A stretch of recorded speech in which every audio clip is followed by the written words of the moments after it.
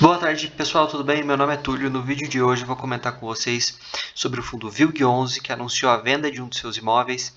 Isso gerou um lucro milionário. Eu vou trazer para vocês algumas contas que eu realizei de quanto isso vai impactar por cota. Além disso, a gente vai comentar um pouquinho sobre o fundo e as perspectivas de rendimento para o futuro.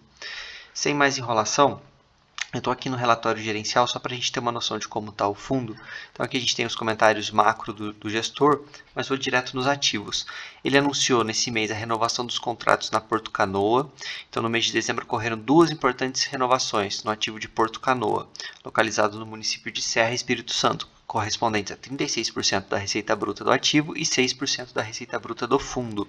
A primeira renovação, correspondente a 21% do ativo, foi uma expansão de um dos inquilinos e estendeu o vínculo entre o locatário e o fundo por um período de 60 meses. O locatário vai realizar investimento e que vai também gerar ali mais um ganho para o fundo, né? Já a segunda renovação, correspondente a 15% do ativo, estendeu parte da locação para o inquilino Unilog por mais 36 meses, a partir de janeiro de 23. As áreas renovadas possuem um vencimento de contrato em dezembro de 22, correspondente a 50% da área ocupada. As bases comerciais de ambas as renovações estão em linha com a média do empreendimento. A gente sabe que o fundo ele tinha alguns desafios para 2023, dentre eles a grande parte da renovação desses contratos do portfólio precisariam ser feitas nesse ano. E o fundo já está conseguindo renovar algumas áreas, o que é bem interessante. Bom, falando da obra no Castelo 57, que é ali na região de São Roque, então ele falou aqui que as obras elas estão avançadas, e aqui ele traz uma informação importante. A previsão da obra ser entregue é entre janeiro e fevereiro de 23, ou seja, por agora. E a gente sabe que o fundo recebeu uma RMG de 8,5% enquanto a obra estava sendo realizada, e após o final da obra, por mais 24 meses, ele vai ter também essa renda mínima de 8,5% ao mês. A questão aqui é que é um imóvel numa localização um pouquinho diferente das mais quentes, né?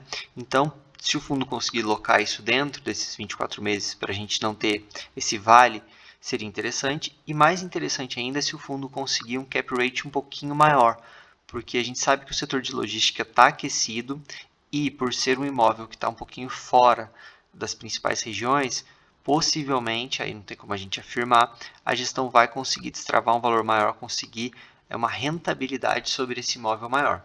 Vamos aguardar. Aqui ele tem essa questão do laudo, teve uma reavaliação do seu VP negativa de 1%. E a gente precisa ver esse laudo. Ainda não foi disponibilizado, pelo menos eu não encontrei ainda. No próximo vídeo, no mês que vem, eu vou trazer para vocês os laudos para a gente entender qual foi a avaliação dessa empresa que fez esse laudo para puxar um pouquinho para baixo o valor do fundo. Aqui na DRE a gente vê que o fundo ainda tem 16 centavinhos de reserva e acho que até por isso que ele colocou um guidance só para o primeiro trimestre, que ele colocou que vai ser entre 0,65 e 0,72.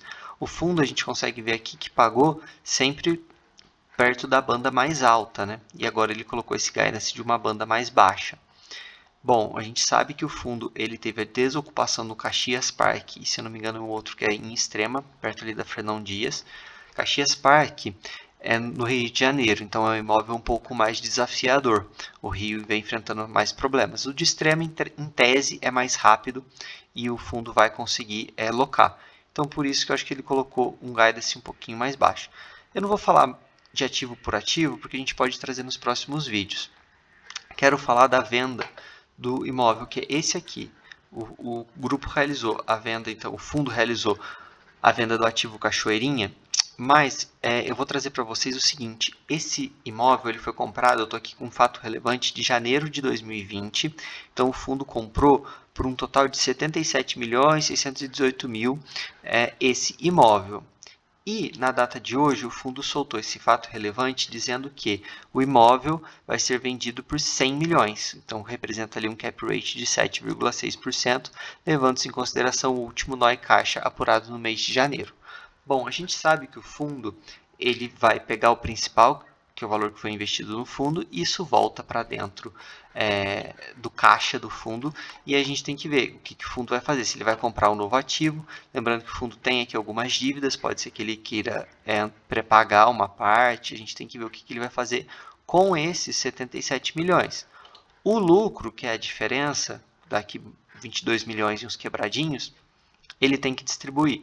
A gente sabe que ele tem que distribuir dentro do semestre 95%. A gente precisa saber como que isso vai ser pago.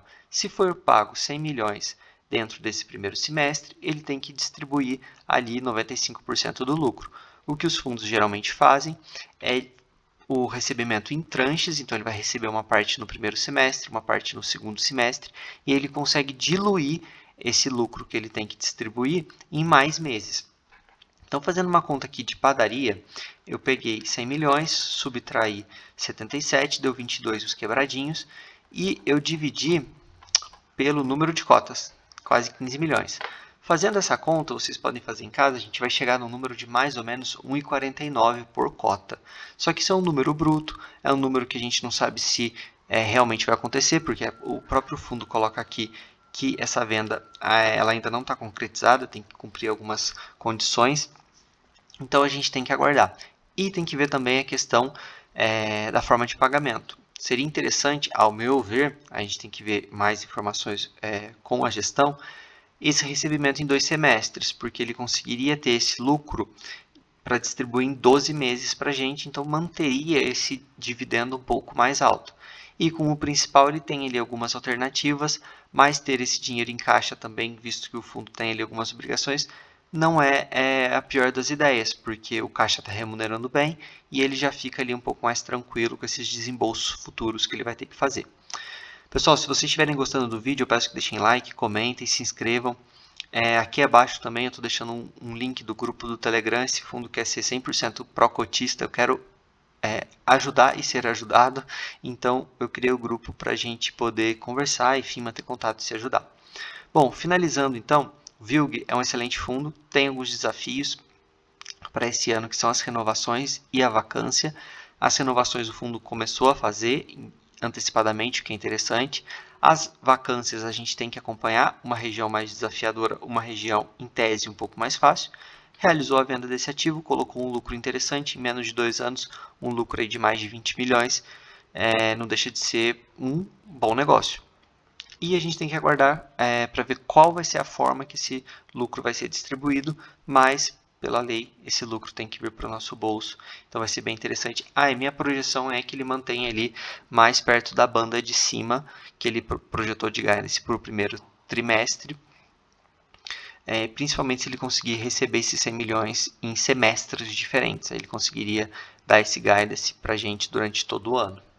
Pessoal, no mais é isso. Se gostaram do vídeo, novamente peço por favor que deixem o like, se inscrevam e até o próximo vídeo. Um grande abraço.